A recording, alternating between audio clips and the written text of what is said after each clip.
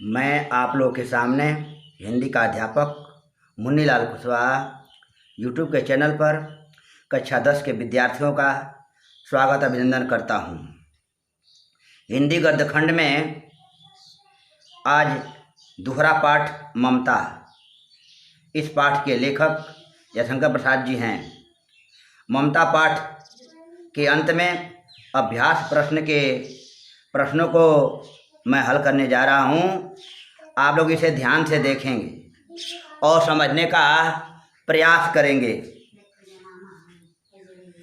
निम्नलिखित गद्यांशों के नीचे दिए गए प्रश्नों के उत्तर दीजिए। क रोहतास दुर्ग के प्रकोष्ठ में बैठी हुई युवती ममता स्वर्ण के तीक्ष्ण गंभीर प्रवाह को देख रही है। ममता विधवा थी। उसका यौवन स्वर्ण के समान ही उमड़ रहा था। मन में वेदना, मस्तक में आधी, आँखों में पानी की बरसात लिए वह सुख के कंटक शयन में विकल थी। वह रोहतास दुर्ग पति के मंत्री चूड़ामणि की अकेली दुहिता थी। फिर उसके लिए कुछ अभाव होना असंभव था, परंतु वह विधवा थी। हिंदू विधवा संसार में सबसे तुच्छ निराश्रय प्राणी है। तब उसकी विडंबना का कहाँ अंत था। यह है पहला अवतरण। देखिए, पहला अवतरण ध्यान से पढ़ेंगे। पहला प्रश्न देखिए, उपर्युक्त गद्यांश का संदर्भ लिखिए। संदर्भ देखिए। प्रस्तुत गद्यांश हमारी पाठ्य पुस्तक हिंदी गद्य खंड के ममता नामक पाठ से अवतरित है। प्रस्तुत पाठ के लेखक हिंदी के प्रसिद्ध निबंधकार जयशंकर प्रसाद जी हैं। यह हुआ संदर्भ। अब देखिए दूसरे प्रश्न का उत्तर। गद्यांश के रेखांकित अंश की व्याख्या कीजिए। अब देखिए दूसरा है रेखांकित अंश ममता विधवा थी से लेकर और कंटक शयन में विकल थी, यहाँ तक अंडरलाइन है। इसकी व्याख्या देखिए। प्रस्तुत पंक्तियों में लेखक जयशंकर प्रसाद जी कहते हैं कि ममता रोहतास दुर्ग के मंत्री चूड़ामणि की अकेली पुत्री थी जो बाल विधवा थी। लेखक ममता के यौवन की तुलना सोन नदी से करते हुए कहते हैं कि ममता का यौवन सोन नदी के समान उमड़ रहा था। ममता एक मंत्री की पुत्री होने के कारण उसे किसी भी चीज की कमी नहीं थी, लेकिन विधवा हो जाने के कारण उसके जीवन की सारी खुशी का अंत हो गया था। वह मन से अत्यंत दुखी, उसका मस्तिष्क जीवन की सभी समस्याओं से घिरा हुआ था। यह सोचकर उसके आँखों से अश्रुधारा प्रवाहित हो रही थी। ममता का जीवन आगे कैसे व्यतीत होगा, यही बात ममता सोचकर अपने मन में बहुत बेचैन थी। अब देखिए तीसरे प्रश्न का उत्तर। उपर्युक्त गद्यांश में हिंदू विधवा की स्थिति कैसी है। इस प्रश्न का उत्तर देखें तो प्रश्न है उपर्युक्त गद्यांश में हिंदू विधवा की स्थिति कैसी है। उत्तर एकदम साफ लिखा है, नीचे देखिए। हिंदू विधवा संसार में सबसे तुच्छ निराश्रय प्राणी है, यही है उत्तर। देखिए उपर्युक्त गद्यांश में हिंदू विधवा को सबसे तुच्छ एवं निराश्रय प्राणी बताया गया है। अब देखिए दूसरा स्टेंजा ख की व्याख्या करने जा रहा हूँ। ध्यान से देखें प्यारे विद्यार्थियों।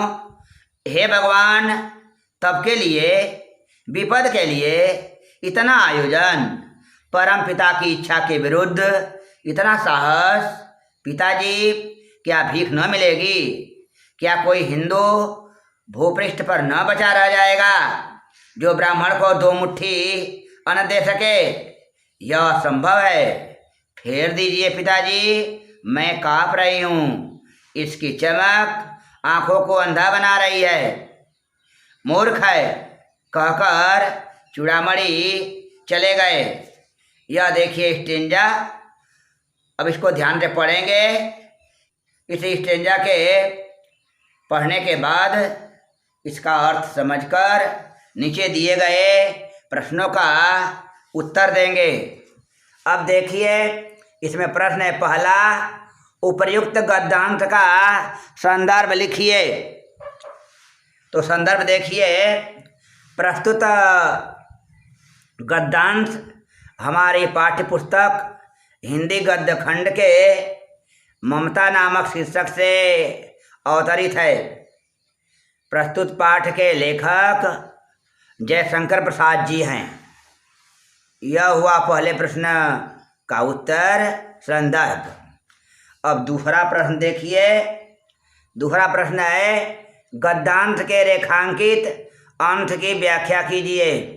गद्यांश में ऊपर एक लाइन से अधिक रेखांकित है, उसकी व्याख्या देखिए। तो प्रस्तुत गद्यांश की इन पंक्तियों में ममता जब अपने पिता चूड़ामणि के द्वारा लाए गए 10 थाल भरे हुए सोने को देखती है तो आश्चर्यचकित होकर अपने पिता से कहती है,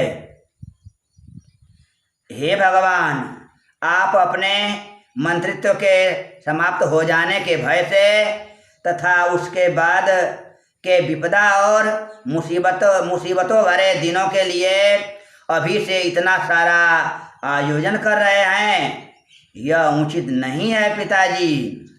आपके द्वारा किया गया यह कार्य बिल्कुल परम पिता की इच्छा के विरुद्ध है।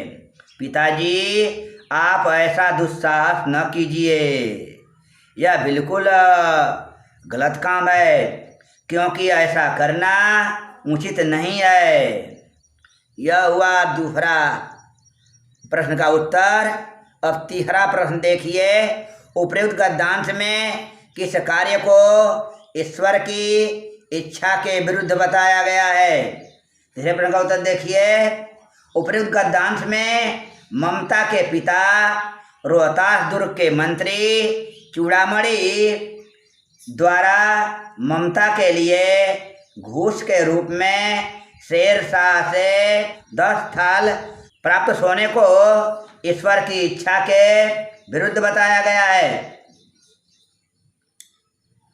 यह हुआ तीसरे प्रश्न का उत्तर।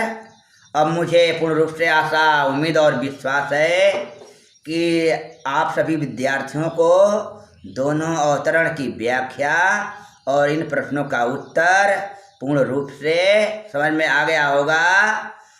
शेष विवरण अगले दिन।